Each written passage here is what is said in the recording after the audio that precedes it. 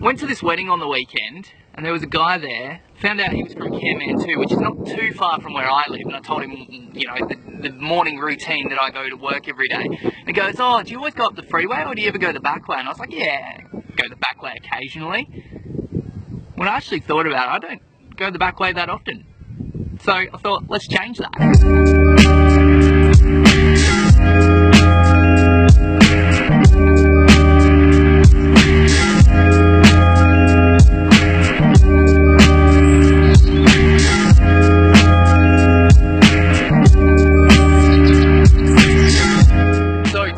The day I finally get around to vlogging, I'll wait for the car to move. So typical, the day I get around to vlogging, there's not a cloud in the sky for a time lapse. Thanks, Mother Nature. Appreciate it.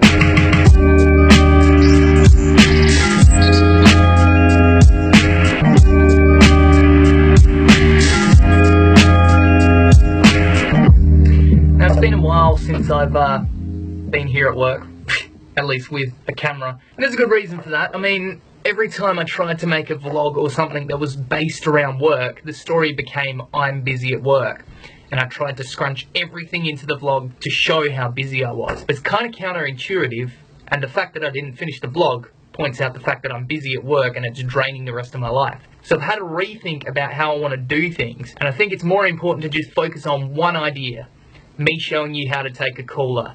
Me showing you something that I'm building or doing at work, because I've got a little wall. In fact, that's what we're doing today, if we can. I'm going to build something. But instead of trying to encapsulate every single little minute thing that I'm doing in my day, why not just select 1, 2 things? And then it's a simple story which I can manage and you can follow along with. Now, do you remember when I said this? I know I haven't made a video in so long, but I'm feeling inspired this afternoon. And I was so inspired to go out and make more videos, and I still am. I wasn't joking. The next day I went out and tried to make a video. And it was the video that was meant to be this video, of putting the thing up on the wall, which we're going to do later, I promise. And here's a tiny little snippet of the start of that video.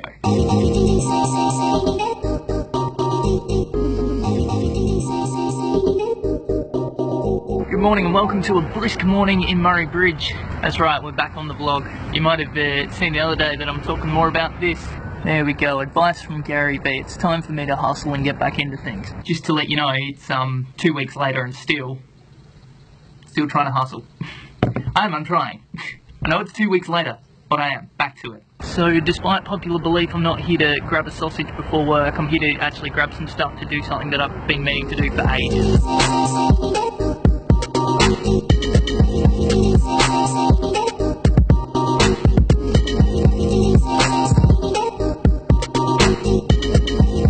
I've been meaning to do this for like over a year. One morning I decide I'm going to get up and go to Bunnings early. and it's basically done. It's going to take me 2 seconds when I get to work.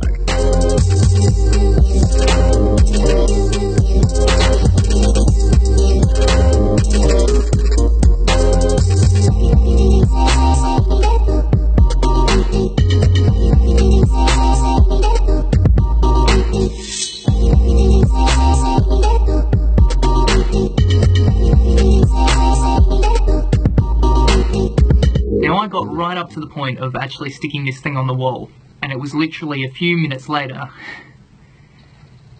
when something happened that you don't normally expect to happen at work. And one of my colleagues actually passed away. I don't want to share any more on what happened that day.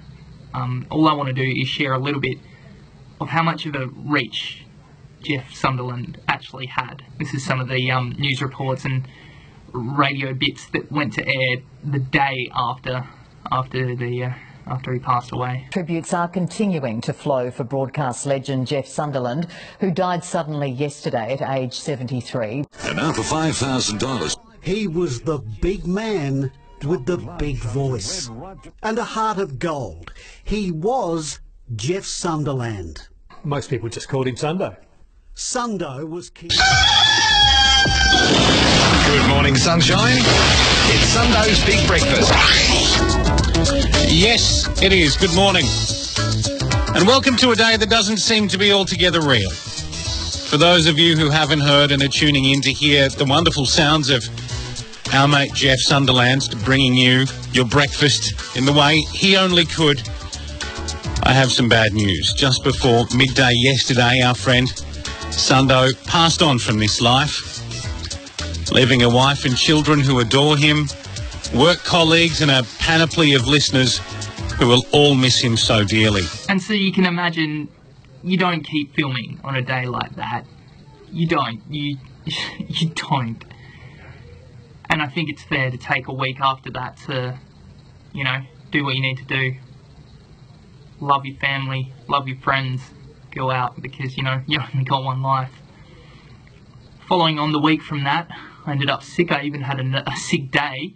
And it was all in the lead up to a wedding, which happened over the weekend. And now we're back. And I'm ready to get back into things.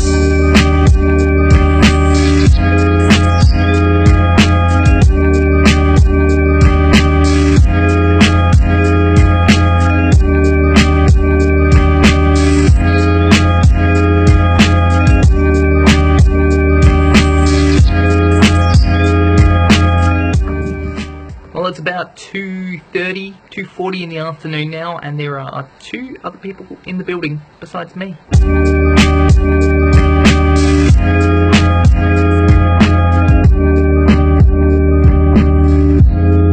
It is a ghost town out there. I reckon I can even go for a bit of a skate indoors.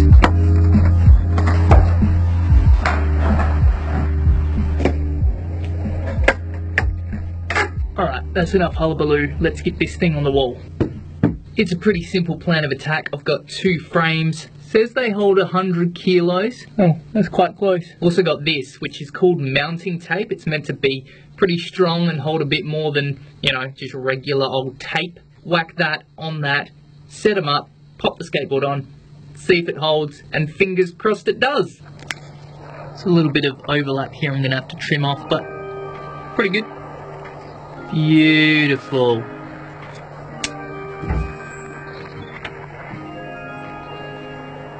Well, after a couple of seconds, it's still there, so it's a good sign, I guess. Whoa, that's strong. Aye.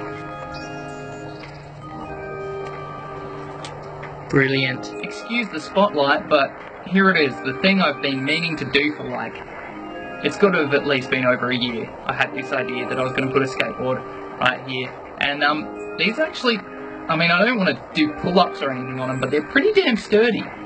So, that's good. Hopefully the skateboard won't fall down. Alright, moment of truth time. Let's do it. Oh my goodness. Is it crooked? I actually don't care. It's awesome.